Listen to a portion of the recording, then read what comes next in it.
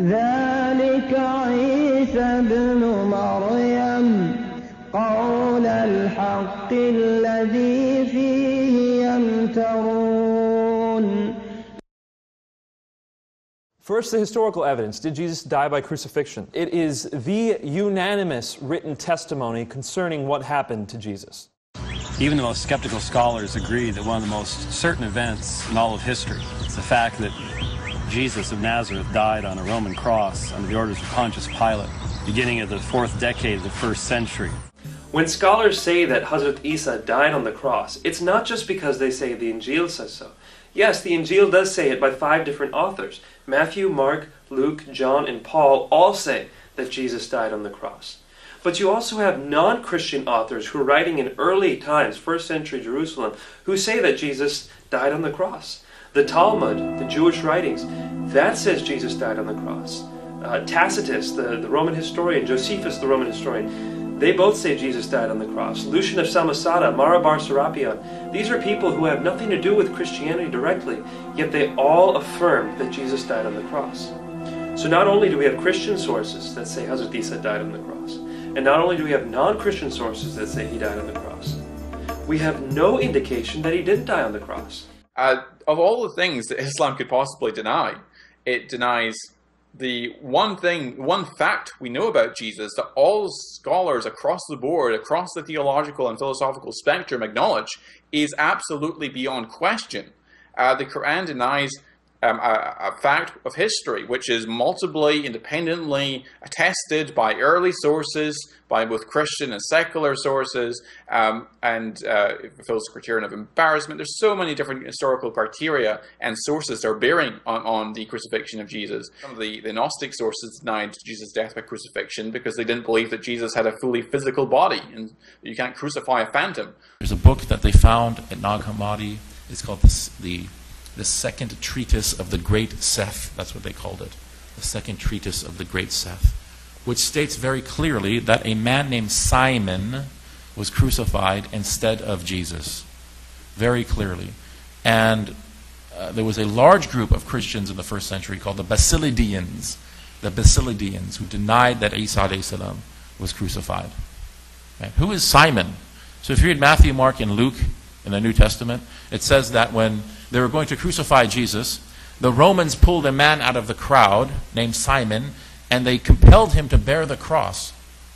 Many Christians in the 1st century believed this man was crucified instead of Jesus.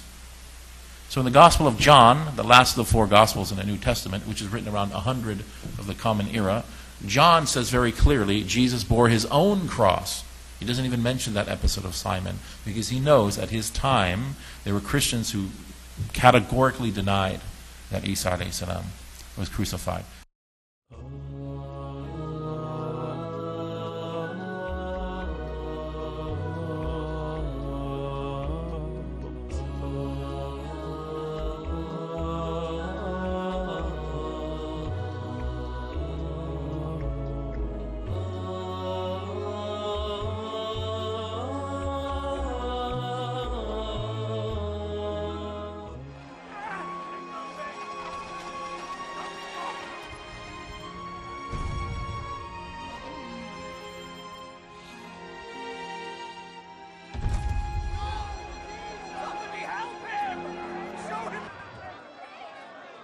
You!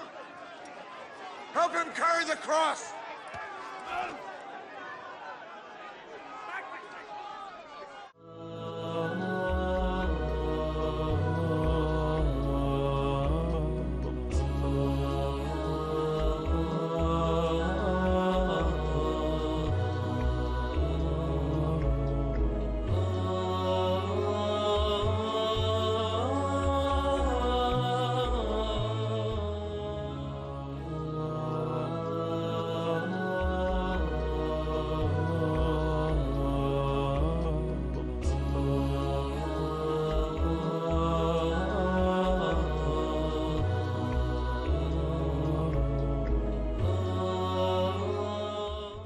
We have no indication that he didn't die on the cross.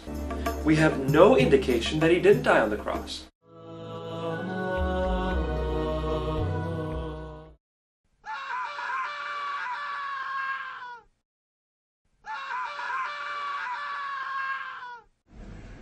For most contemporary Christians, indeed for most inhabitants of the Western world, it's almost unthinkable that anyone could seriously maintain that Jesus was not crucified.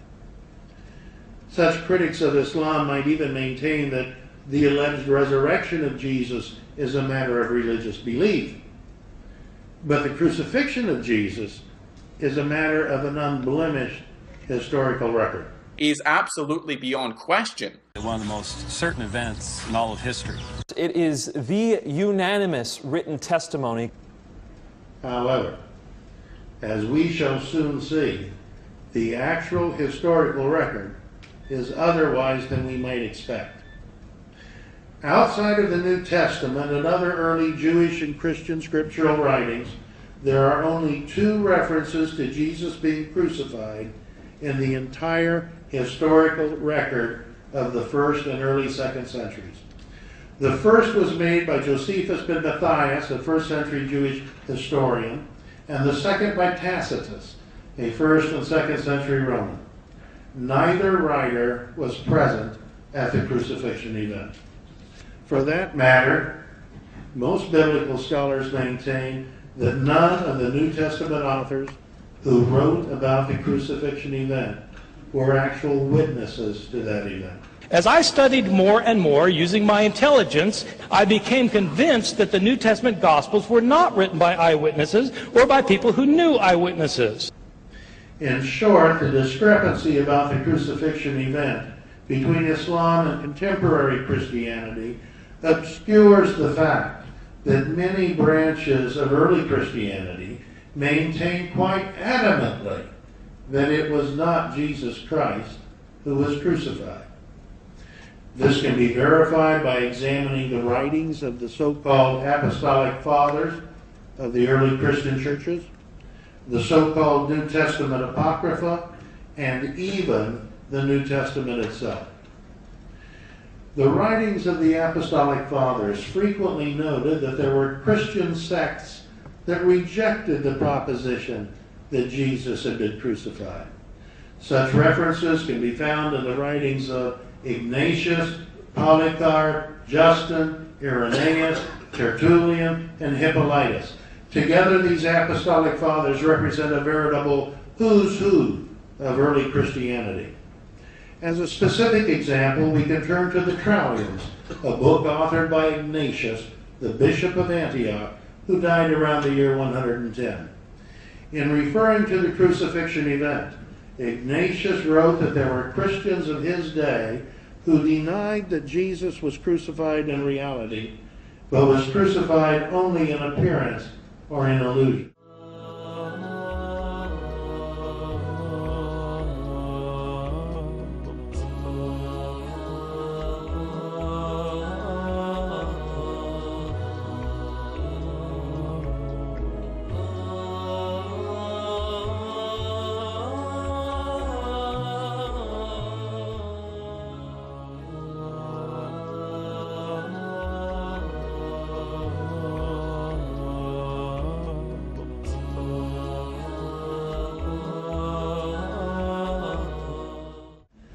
In considering this statement from Ignatius, one must acknowledge that he could not be attacking a belief among Christians that did not, in fact, exist.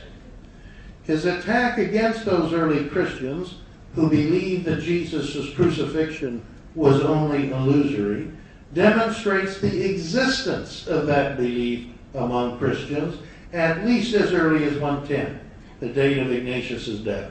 Further, the fact that Ignatius even bothered to attack this doctrine suggests that that belief was quite widespread by at least 110. The fact that many branches of early Christianity maintain that it was not Jesus Christ who was crucified can also be readily verified by considering the so-called New Testament Apocrypha.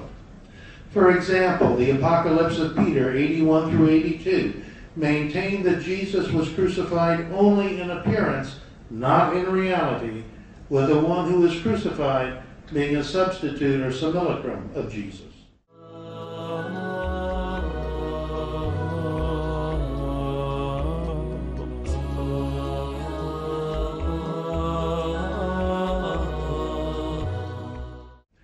Likewise, the second treatise of the great Seth, 55 through 56, stated it was not Jesus who was crucified, but Simon, presumably Simon of Cyrene, who is identified in the biblical Gospels of Matthew, Mark, and Luke as being the person who carried Christ's cross forth. This position that it was Simon of Cyrene who was crucified in place of Jesus was a cardinal tenet of that early Christian group known as Basilidians, which flourished in Egypt during the 2nd century and which claimed to have received its message directly from Glaucus, the translator of Peter, one of the 12 disciples. Additionally, the Acts of John 97 through 101 reported that the crucifixion of Jesus was an illusion.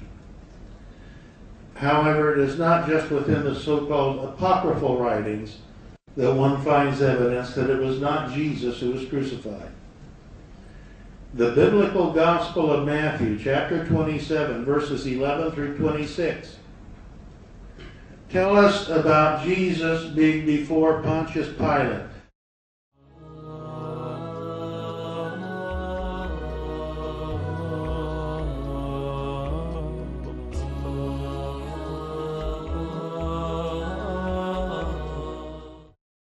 So this name, Yeshua, it also has the ood. It's called Shurek in Hebrew. His name literally means the one saved by God.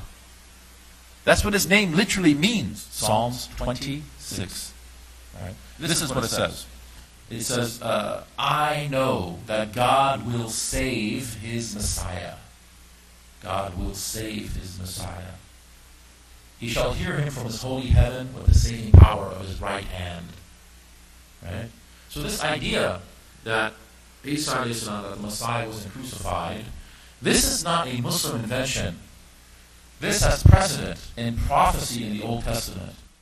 وقولهم إنا قتلنا المسيح عيسى ابن مريم رسول الله وما قتلوه وما صلبوه ولكن شبه لهم وإن الذين اختلفوا فيه لفي شك منه ما لهم به من علم إلا اتباع الظن وما قتلوه